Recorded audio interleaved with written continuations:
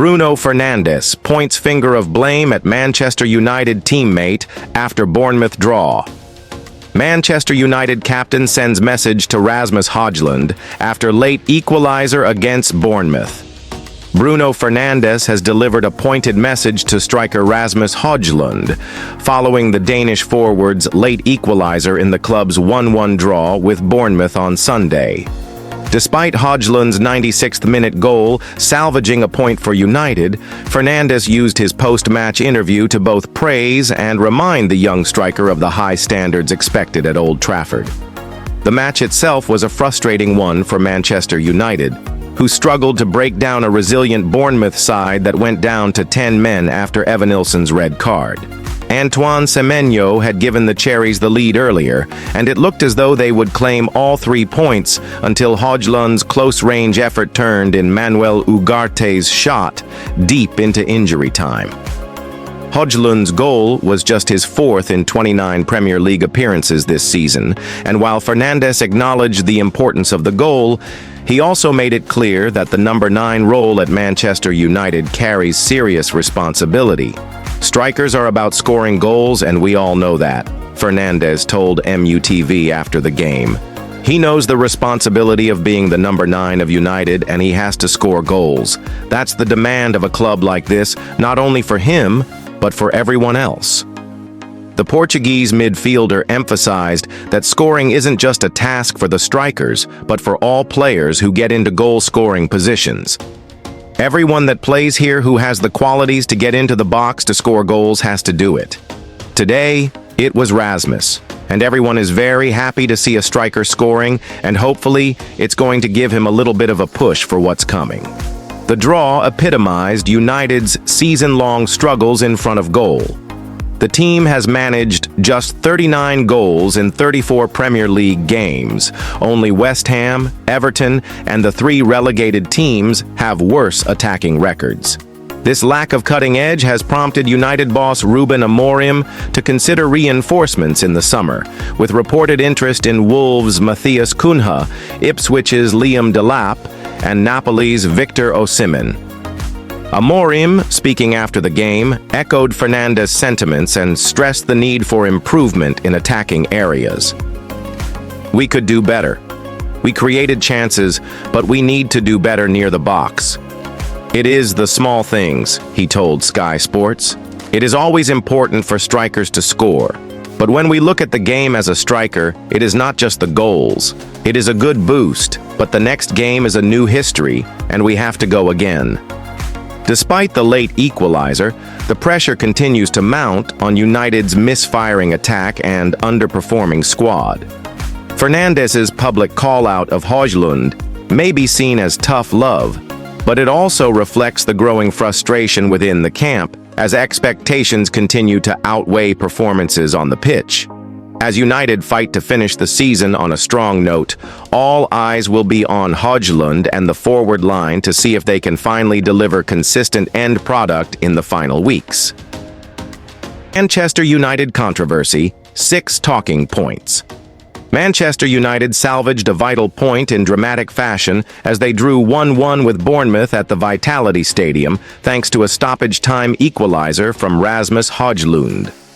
The Red Devils, who looked set for another dismal defeat in what has been their worst-ever Premier League season, were spared at the death after a match full of drama, controversy, and missed opportunities. The result, though not ideal, gives United a slight momentum boost ahead of their crucial Europa League semi-final against Athletic Bilbao on Thursday. Here are 6 key talking points from a tense afternoon on the South Coast. 1. Amorim's risky selection fails to deliver. Manchester United manager Ruben Amorim has often spoken of his willingness to experiment with kids as the club's Premier League hopes continue to fade. However, with a Europa League semi-final looming, Amorim opted to field a strong starting 11 against Bournemouth, including senior players like Bruno Fernandes, Rasmus Højlund, Kobbie Mainoo, and Harry Maguire. Despite the star-studded lineup, the team again failed to perform. United showed little cohesion, struggled to create clear chances, and were once more undone by a lack of defensive organization. Amorim's strategy, aimed at building momentum before Thursday's clash with Bilbao, backfired as his team failed to collect 3 points for the 6th straight league match. 2. Defensive calamities cost United again. If there is one consistent theme throughout United's campaign, it's their shambolic defending. Bournemouth's opening goal was yet another reminder of the Red Devils' ongoing issues at the back. A poor pass from Luke Shaw left Patrick Dorgu under pressure on the left flank, where he was quickly dispossessed. Adam Smith picked up the loose ball, crossed into the box, and Evanilson's header fell perfectly for Antoine Semenyo to smash home. United have now conceded the first goal in 21 games this season, an unacceptable figure for a club of their stature. Their insistence on playing out from the back despite constant errors continues to baffle fans and pundits alike. Unless Amorim can resolve these issues, Thursday's semi-final could become a nightmare. 3-point VAR chaos. Adams avoids red. One of the most controversial moments of the match came when Bournemouth midfielder Tyler Adams flew into a reckless challenge on Alejandro Garnacho. Initially shown a yellow card, Adams faced a VAR review, as replays showed both feet were off the ground and studs were exposed. Despite this, VAR upheld the yellow card, sparking outrage among United fans and former players. Roy Keane didn't hold back, labeling the tackle assault and criticizing the Premier League's leniency. Supporters echoed his sentiments online, questioning the consistency and safety of refereeing decisions in the league. 4. Evanilson sees red in similar incident. If Adams' tackle was controversial, Evanilson's sending off only added fuel to the fire. The Bournemouth striker had initially been shown yellow for a two-footed challenge on Noussair Mazraoui, but saw red after a VAR review. While Evanilson's challenge looked reckless, replays suggested he had slipped before colliding with the defender. Despite the apparent slip, VAR prompted the referee to upgrade the card, leaving Bournemouth to play the final moments with 10 men. Fans were left furious, branding the officiating standards embarrassing and questioning the consistency between Adams and Evanilson's incidents. These decisions could have significant ramifications as the season draws to a close. 5. Antoine Semenyo impresses again. Antoine Semenyo once again proved to be a thorn in Manchester United's side. The Ghanaian winger, who has been linked with a summer move to Old Trafford, scored his second goal against the Red Devils this season, having also netted in Bournemouth's 3-0 win at Old Trafford. Semenyo's explosive pace, sharp finishing, and work rate caught the eye again, giving United's defense a torrid afternoon.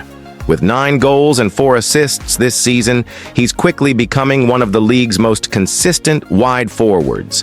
Amorim is reportedly a big admirer of Semenyo, and with potential departures for Jadon Sancho, Marcus Rashford, and Antony, the Bournemouth star could be a viable summer target. 6. Højlund's timely equalizer. Much has been made of Rasmus Højlund's struggles since his £72 million move from Atalanta. Heading into the game, the Danish striker had scored just 3 Premier League goals all season and hadn't found the net in his last 6 games. His lack of confidence was evident throughout the match, with minimal touches and no attempts on goal. Yet when it mattered most, Højlund delivered. In the 96th minute, with United, he also hadn't scored for 6 games on the trot, amid a horrific period for United that has seen them fail to score in 3 of those matches. But Højlund bailed United out when it mattered, with time running out against Bournemouth. The Denmark international had endured a terrible outing and hadn't had a shot all game, until he scored with his first effort in the 96th minute. While there will still be question marks over whether he is good enough to play for United, he certainly sent a message that he can score important goals in important moments ahead of their massive game on Thursday. Peter Schmeichel defends Andre Onana amid ongoing criticism at Manchester United. Manchester United legend Peter Schmeichel has jumped to the defense of under-fire goalkeeper Andre Onana, insisting it would be unfair to single him out amid the club's worst Premier League campaign in over a decade. Onana, who joined United last summer as a high-profile replacement for David de Gea, has faced intense scrutiny throughout a turbulent season at Old Trafford. Since arriving from Inter Milan, the Cameroonian has endured a rocky spell in goal, with a number of costly mistakes raising doubts over his credentials as United's number one. While some fans and pundits have pointed to Onana's inconsistency as a major factor in United's struggles, Schmeichel believes the goalkeeper is being unfairly targeted. Speaking to TalkSport, the former United great stressed that the criticism directed at Onana must be seen in the context of a club in crisis. It's been a difficult year. It's been a difficult year for everyone, so singling out anyone, I think that would be very, very wrong, Schmeichel explained. Just look where Manchester United are in the Premier League. The players are not having the greatest time. Manchester United currently sit in the bottom half of the Premier League table, and despite a change in manager with Ruben Amorim stepping in, results have continued to falter. The team is set to post their worst league finish in over 10 years, marking a dramatic decline for one of England's most storied clubs. Onana's performances have certainly drawn headlines, with several high-profile errors influencing key results. Most recently, he was dropped by Amorim after a poor showing in a draw against Lyon, with his return to the starting 18th coming in a losing effort at Newcastle. The debate over his place in the team has continued to intensify, and reports suggest that United are considering signing a new goalkeeper in the summer. Still, Schmeichel, who knows the pressures of being the last line of defense for United better than most, emphasized that playing for a club of Manchester United's stature comes with a unique set of challenges. I try to explain this to people. Why is it different playing for Manchester United as opposed to any other club? He said. We have a broadsheet newspaper in Denmark that doesn't have a sports section, but they still carry Manchester United's results, and not just a little line, but in an article. The Danish legend pointed out that the scrutiny United players face extends far beyond that of most other teams. If you're any other club, or most other clubs, you don't have that. You don't have all the fringe, non-sporting papers reporting on your games, and that is where the pressure is. Every single thing you do in a game of football will be reported everywhere in the world, Schmeichel continued. He went on to highlight how mistakes made by United players, especially goalkeepers, are magnified on a global scale. If you make a mistake for so many other clubs in the Premier League, they might just be in the newspaper the next day. But you're not going to talk about it tomorrow or the day after, he added. Despite his struggles, Onana continues to enjoy the support of his current manager and some within the club, but the mounting pressure could lead to changes in the summer transfer window.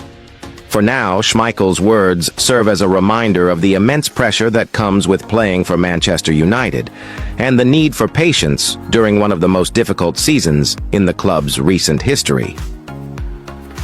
Ruben Amorim hints at Marcus Rashford's Manchester United future amid summer shakeup.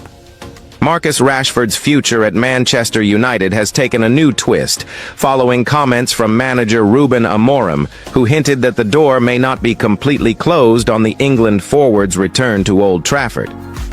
Rashford, 27, joined Aston Villa on loan in January after falling out of favor under Amorim, who took over mid-season in a bid to steer United through a transitional phase. The move came after Rashford was frozen out of the squad in December, prompting speculation that his time at his boyhood club had come to an end. However, in a recent press conference ahead of United's Premier League clash with Bournemouth, Amorim appeared to soften his stance, suggesting there may yet be a path back for the academy graduate. All the players on loan will return, and then the club will decide what to do at the end of the season, Amorim said. When you put a player on loan, the best thing is for them to perform. All these loan players have talent, and they have to put that on the team. Rashford has enjoyed a revival during his loan spell at Aston Villa. contributing 4 goals and 6 assists in 17 appearances across all competitions. His performances have impressed Villa manager Unai Emery, who has increasingly relied on Rashford in key matches, even deploying him ahead of Ollie Watkins on occasion. The loan deal includes a £40 million option for Villa to make the move permanent, and initially, United had looked prepared to cash in as they looked to raise funds for a major summer rebuild. But Amorim's latest comments leave the situation more open-ended than previously thought. The talent of Rashford, the talent of Antony, they all have talent, he added. We are really happy because if you put players on loan, you want them to perform. That is good for us. Alongside Rashford, United currently have several high-profile players out on loan, including Jadon Sancho at Chelsea, Antony at Real Betis, and Tyrell Malacia at PSV Eindhoven. Amorim made it clear that each player's fate will be considered individually, with their form on loan playing a key role in shaping the club's summer strategy. Despite the manager's more conciliatory tone, Mirror Football reports that Rashford has ruled out returning to Manchester United and is also not interested in staying at Aston Villa on a permanent basis. Although his contract runs until June 2028, Rashford is reportedly seeking a new challenge. He has ruled out a move to a London-based club and is said to be interested in playing in the UEFA Champions League next season, with a move to Spain among the possibilities being explored. United's need to raise transfer funds further complicates the scenario. The club is actively preparing for a busy transfer window and is already in advanced negotiations to sign Wolves striker Matheus Cunha, with the intention of activating his £62.5 million release clause once the window officially opens on June 1st. When asked about Cunha, Amorim refused to comment directly. I could say this is a conversation for the end of the season, but I have an idea that is clear because we need to do things early. I will not say anything about Matheus, because if I say one time I will have to comment on every situation. I am focused on this season, and even the next few games could change our plan for next season. For now, Rashford's future remains uncertain, hanging in the balance between United's evolving transfer priorities and the player's own ambitions. Whether he stays, goes abroad, or forces a rethink from Amorim, the coming weeks are sure to be decisive for both Rashford and the club where he made his name.